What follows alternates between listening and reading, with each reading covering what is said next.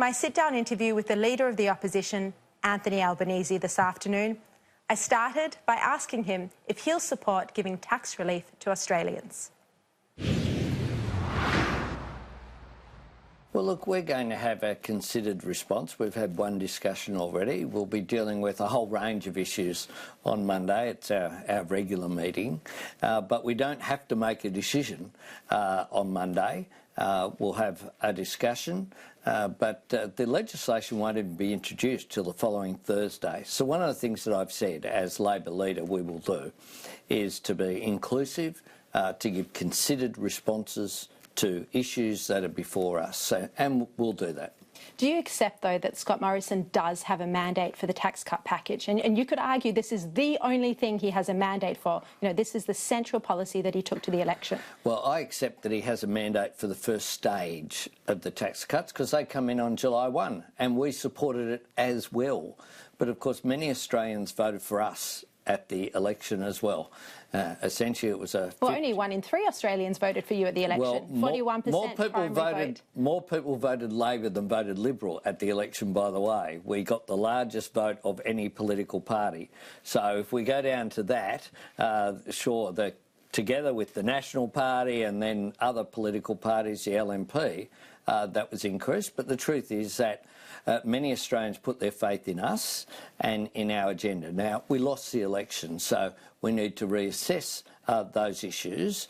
But the idea of in 2019 saying that you know what the economy is going to look like in 2024, 2025 is really a triumph of hope over economic reality. We know that even since the election, the Reserve Bank has cut interest rates because they're worried about the state of the economy. They're worried about the low economic growth that we're seeing, the weakness that's there in consumer demand. So certainly we need an injection, and I have been calling for, not just for the tax cuts of stage 1, but also calling for an increase in the infrastructure investment so that we bring forward some of that spending to create that demand in the economy.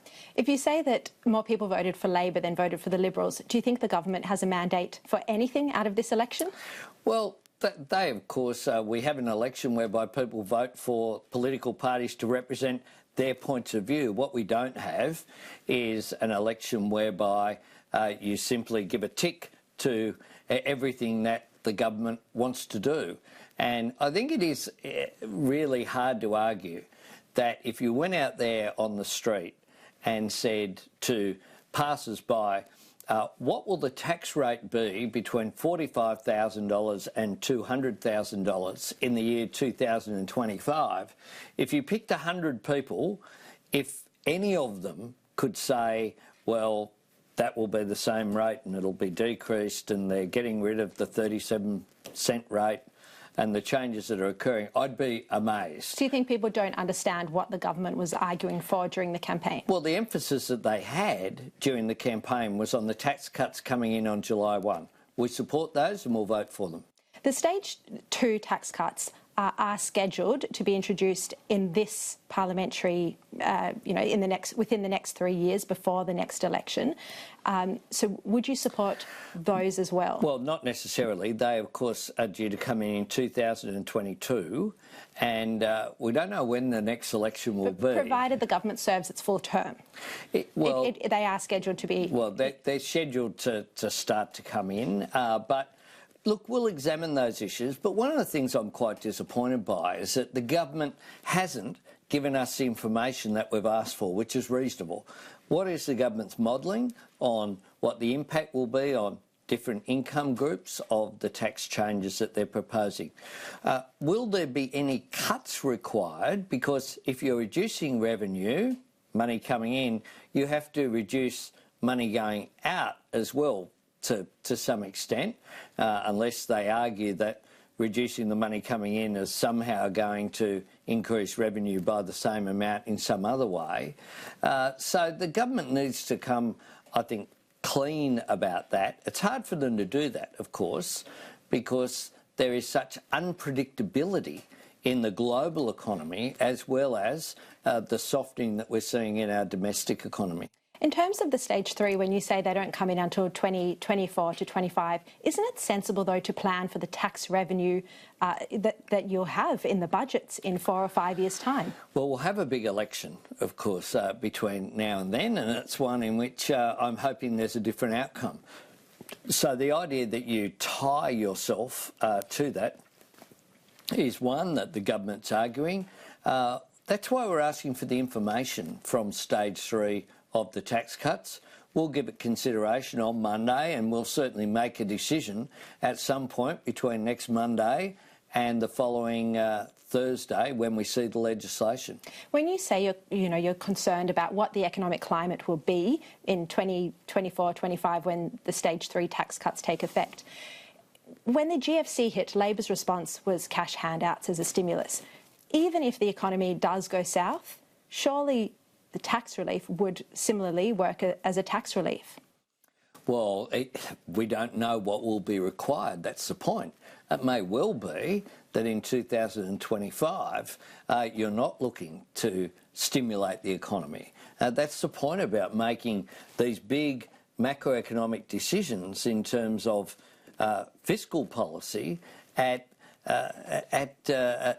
a time when it's so far in advance. Economists, though, have also argued, and I'm sure you've seen it, that reducing the tax rate from 32.5% to 30% for that 45,000 to 200,000 new tax bracket, that in effect is just a reversal of the bracket creep that's happened over the past decade. But it's doing more than that, of course, and one of the things it's doing is removing brackets. It's removing that mid-tier bracket that's currently there, and it will mean that someone on $45,000 for the next dollar gets the same marginal tax rate as someone who's on $195,000 for the next dollar that they earn.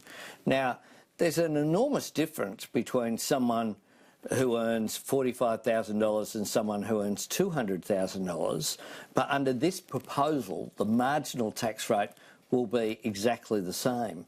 So that's something that has some concern on our side, and it's one of the issues that we'll examine.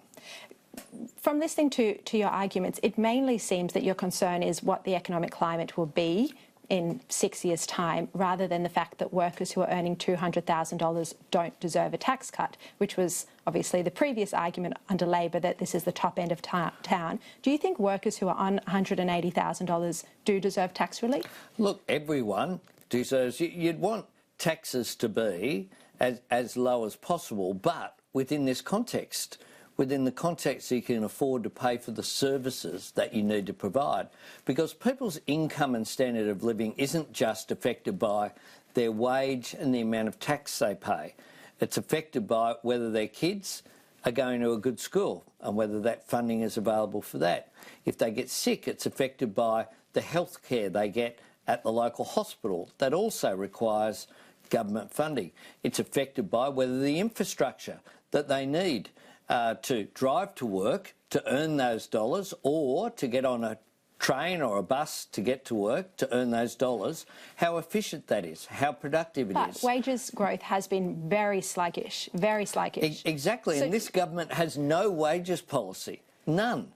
And you can't have a wages policy by just looking at tax policy. But I guess what I'm asking you is, do you think that what Labor used to call the top end of town, workers earning up to $200,000, do you think they deserve a tax cut? Well, I don't regard someone who's earning $200,000 a year as being from the top end of town.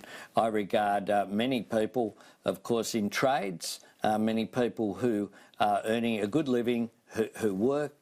It's a good thing that people all aspire to get a higher standard of living for themselves and their family.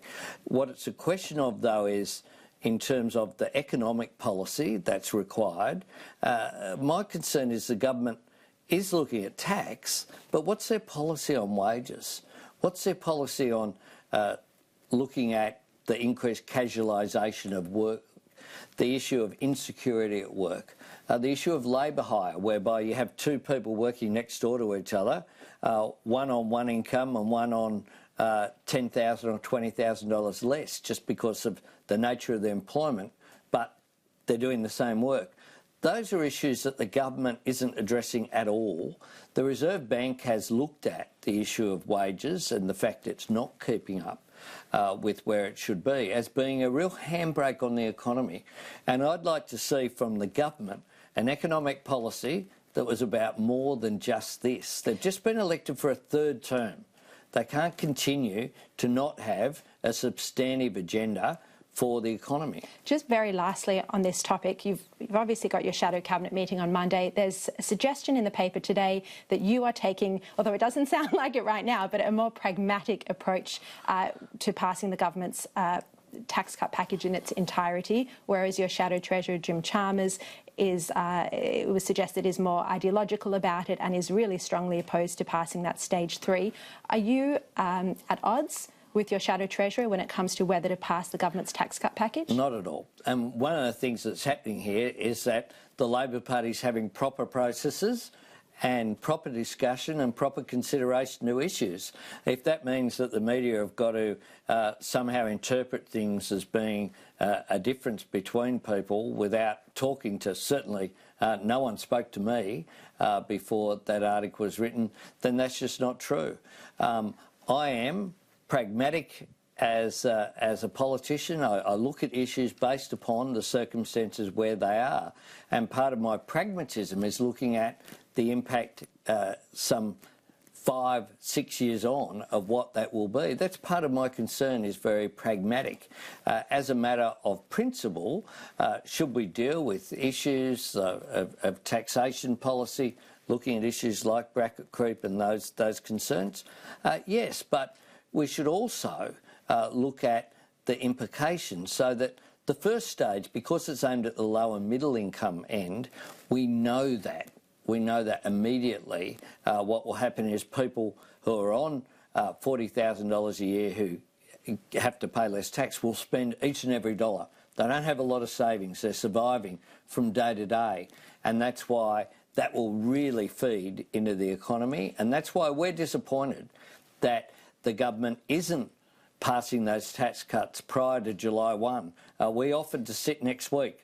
It's not too late. Scott Morrison can convene the parliament next week if he wants to.